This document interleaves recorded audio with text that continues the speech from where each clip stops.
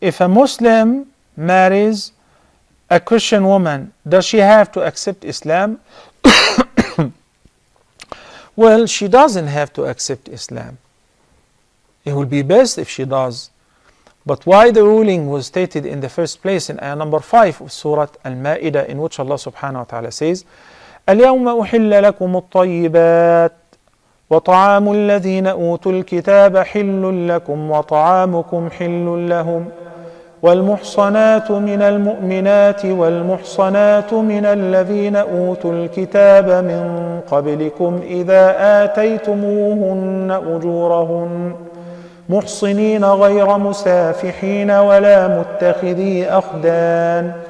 This ayah indicated a lot of ahkam with regards to food consumption, the meat, and which meat should be eaten and which meat should not be eaten, and also with regards to marriage. So he said, وَالْمُحْصَنَاتُ مِنَ الْمُؤْمِنَاتِ وَالْمُحْصَنَاتُ مِنَ الَّذِينَ أُوتُوا الْكِتَابَ مِنْ قَبْلِكُمْ. It is permissible to marry a chaste Muslim woman or a chaste Ahlul Kitab woman, which is either a Jewish or a Christian woman, provided she is a chaste woman. Chastity is a condition which is mainly neglected. People look at, oh, Ahlul Kitab, Ahlul Kitab, Ahlul Kitab. That's right. But when Allah subhanahu wa ta'ala said, also allowed us to eat the dhabiha of Ahlul Kitab, not the animal which has been killed by Ahlul Kitab. So if a Kitabi, a Jew or Christian, strangle an animal, he can eat it. As a matter of fact, if a Muslim shot an animal to death, he can eat it. It's haram.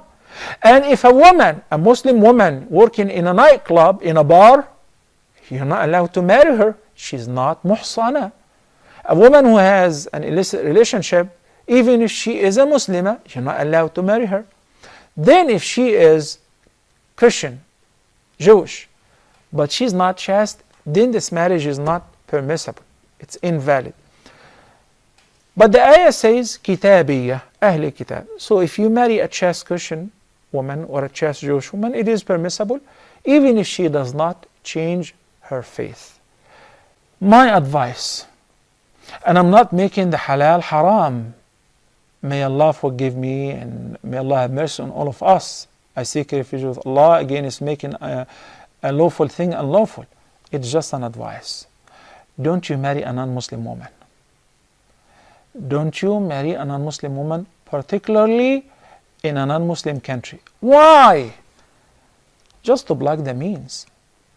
Because you may die and leave behind children who would end up being non-Muslims. Even if you are still living, if you pick up a fight with your wife and she is in her country, you may be deported, you may be jailed, even if you're right 100%, but the law is blind. Okay? You may be kicked out of the country and leave behind a kid or bunch of kids who would end up being non-Muslims. How could you say that? I'm saying that because I have seen thousands of cases. Our youth who travel abroad, and I give them the benefit of doubt. Why? Because they're being oppressed in their Muslim countries. They can't find jobs. The unemployment rate is very high. It's very terrible. They're not being respected, whatever the reason is. But they travel. Number one, they're looking for residency. So the first thing to do is to marry. So they marry a non-Muslim woman. And I have even received some questions and emails recently which are repetitive. Once they get the green card or residency or they get their papers, now they realize that they made a mistake. They made an error. They made the wrong choice. But you already have 3 and 4 kids. Oh no, I can't live with her anymore. She's a kafirah. She's not Muslim. And she eats pork. She's been eating pork so long as you're waiting for your green card. She's been drinking. And I know some people, some Muslim people who were born in Mecca, and they used to buy the drink, the wine, to their wives for the papers. So be very careful. Do not purchase the dunya for the price of al-akhirah. It is not worth it. It is not worth it. If I have like 60, 70 hours to share with you some of the stories of those whom I was assisting, helping, or counseling, then you would definitely not make this error again. You would not learn the hard way. Find a chaste Muslim woman, and Allah is Ar-Razaq Dhul Quwwat Al-Mateen. He is the ever provider.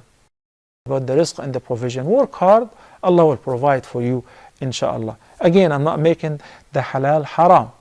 And there are some exceptions, of course. But I'm saying, in order to block the means of one day regretting, because you're going to see your child, your son or your daughter playing the piano in the Sunday service in the church, you have no authority over your child. I have seen that.